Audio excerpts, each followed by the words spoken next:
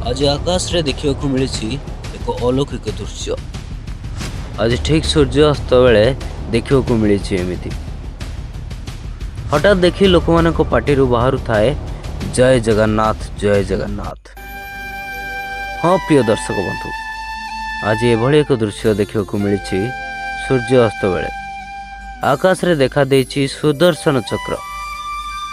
दर्शक बंधु, आज सूर्य अस्त बेले एक मलय पछरे एक विराट काय गोलाकार आलोक देखा मिलता, जार दृश्य थिला महाप्रभु श्री जगन्नाथଙ୍କ सुदर्शन चक्र परी। यह देखि किछि भक्तଙ୍କ मन आनंद रे भरी जाउथला।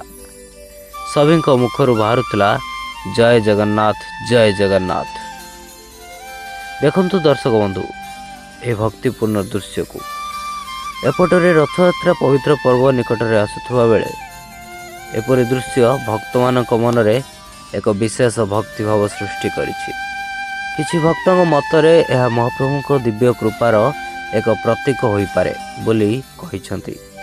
आउ के कहउछंती महाप्रभु समग्र विश्व को तांको सुदर्शन चक्र रे सुरक्षा छाया रखिछंती। तेबे दर्शक बंधु, एठारे गोटिए कथा स्पष्ट करबा जरूरी। वीडियो रे देखा जायथिबा आलोक को प्रकृत रे सुदर्शन चक्र बोली प्रमाण करबा कोनोसी वैज्ञानिक किंबा सरकारी दृष्टि मिली नाही। सूर्यास्त बेले मेघ आलोक और वायुमंडल प्रभाव रे अनेक समय रे एपरी अद्भुत अलौकिक दृश्य सृष्टि होई पारे। तथापि भक्तंक पाई आस्था हेउची हृदयर विषय। जिए जेपरी भाव रे महाप्रभु को अनुभव करती सही अनुभूति सेमानंक पाई अमूल्य। केतेक लोक यह शुभ संकेत बोली कहउथिबा बेले आउ के कहउछंती यह प्रकृति रे एक सुंदर अलौकिक घटना। उभय दृष्टिकोण को सम्मान करने उचित। शेष में मोर प्रार्थना, महाप्रभु श्री जगन्नाथ समस्त जीवन में सुख शांति समृद्धि और मंगल वर्षा करंतु।